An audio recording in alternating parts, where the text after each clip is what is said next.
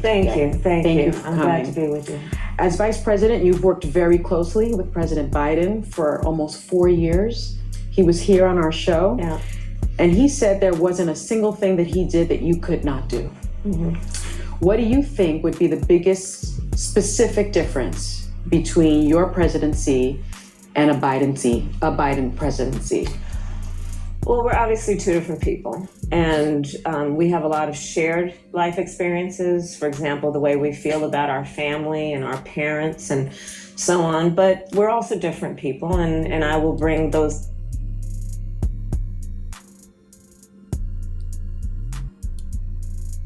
Here we go with the word salad, y'all. The question was, what would you do differently from Joe Biden? She's just giving you this bullshit ass word salad that she always gives you. This woman is terrible, because at this point, she should be able to realize that we're on to her. We've caught on to what she's doing. But she's not getting any better. She's actually regressing. And election day is maybe 23 days away. And she's not getting any better. Those sensibilities to how I lead. For example, I know we're going to talk today, but one of the issues that I'm very focused on is what we do around home health care. Yes. I have done a lot of work as it relates to, sadly, but violence against women and children. I care a lot about that. I love our small businesses. My mother raised my sister and me. Her mother raised her sister and her. The lady 2 doors down helped raise her. She was her second mother, and she was a small business owner. Trust me, she says this in every interview. Predominantly, but we had what we called a second mother who lived 2 houses down, who helped my mother raise us. Mm-hmm. She was a small business owner. I love our small businesses, and so the influence of a personal. Oh my God, man, this woman is a walking replay button. I mean, this is bad. You couldn't convince me that this woman deserves to be the president of the United States. I mean, if this interview doesn't convince you that this woman is incompetent, I don't know what else will. Personal experience will have its impact on the presidency. Well, if anything, would you have done something differently than President Biden during the past 4 years? Sunny Hostin just pretty much recycled the question because she didn't answer it. She just gave you her little bullshit word salad tangent that she always does. Now, ask yourself a question. Why would you want to vote for a woman that doesn't want to answer questions that's coming from the people? You want to vote this woman in and to be your leader when she can never give you a direct answer to a question? That's the number one sign of being disingenuous. How can you trust this work? How can you trust this woman? Ask yourself that. There is not a thing that comes to mind in terms of, and I've been a part of most of the decisions that have had impact. Yeah. The work that we have done, for example, capping the cost of. Mind you, Joe Biden has a 65% disapproval rate. And this genius just told you that she's just like him. She wouldn't do anything any different. So we all know that anyway. However, just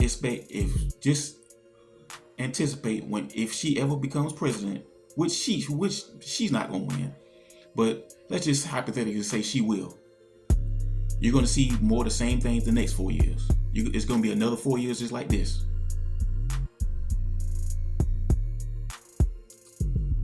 Cost of insulin at $35 a month for our seniors is something I care deeply about allowing Medicare to negotiate drug prices and bring the cost of prescription medication down for seniors, but my intention is to expand that for all Americans. Mm-hmm.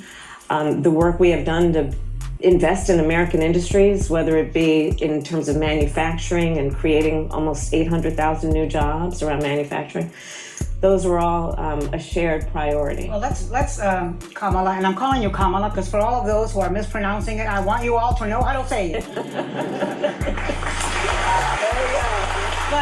let's talk about something you would do different from Donald Trump. Right now, there is a monster storm. Here we go with the Trump-hating rhetoric that the View likes to spew. These women are Trump deranged. They're just natural-born Trump haters. No matter what, they're just gonna hate Trump. So we all get that at this point. Barreling towards my state of Florida, Yeah. a place that's still reeling from Hurricane Helene. Trump is lying, claiming that the Biden administration is intentionally withholding aid from the areas where Republicans live, and that FEMA funds are being redirected to migrants. Ironically, that is something he did in 2019. What do you think the effect of these lies are, and why is he doing this? It's profound, and it is the height of irresponsibility and frankly callousness. Yeah. So lives are literally at stake right now. I traveled to Georgia and to North Carolina after Hurricane Helene. In Georgia, I met a woman who just days earlier, her husband was killed in their home by a fallen tree. Yeah. Days later, I met with her and her daughter. You can imagine the pain, the shock that they are still in about what they experienced, what they witnessed. Yeah. I mean, we're talking about real human beings and their lives, and them losing everything. Everything. This woman lost her husband, her child lost her father. This is a layup question, by the way. You know, see, when you give Kamala Harris questions like this, she can knock those out the park because these are just layup questions. They're not really giving her any kind of tough questions like the migrant crisis. These are just a bunch of layup questions. She can just give you a bunch of good word salad to, and she can knock those out the park.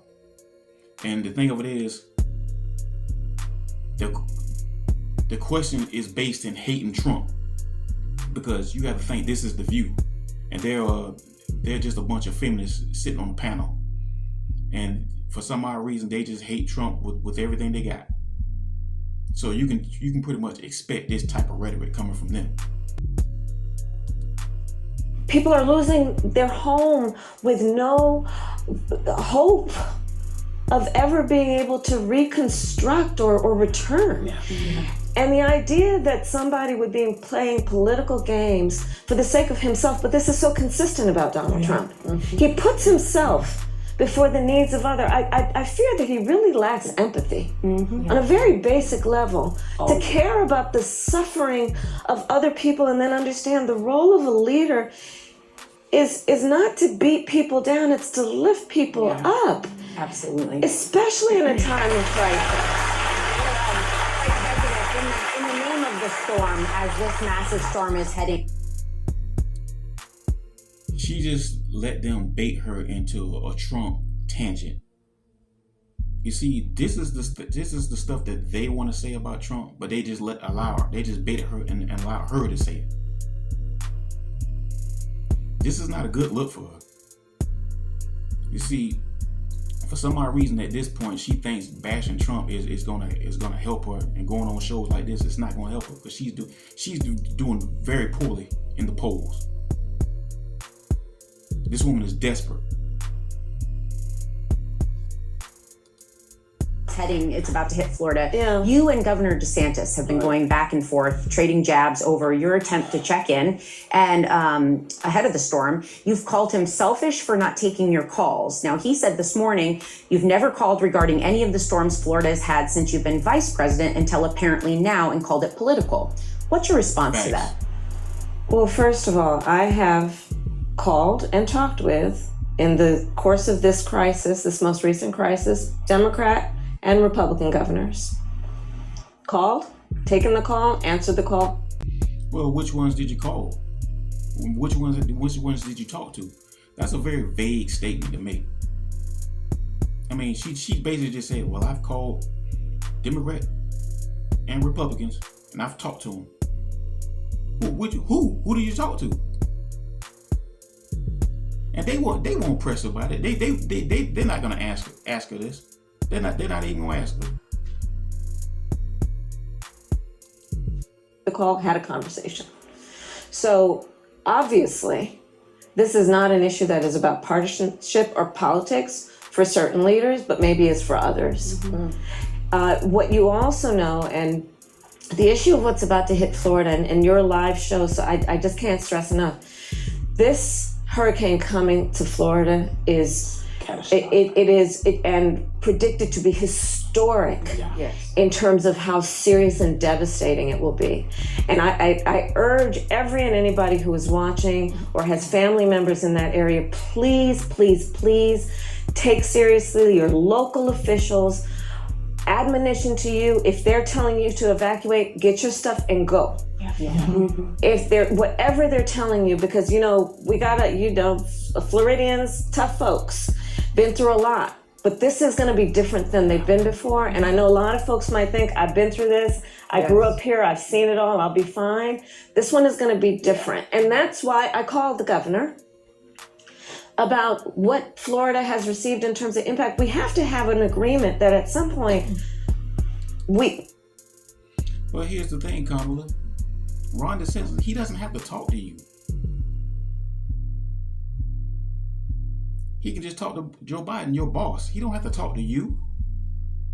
And you see, Ron DeSantis saw what the play was. He knew you was just doing this for a political game. He knew you were just doing this for your own political interest, like you've always done throughout your career. You've never called him before. We have hurricanes every year.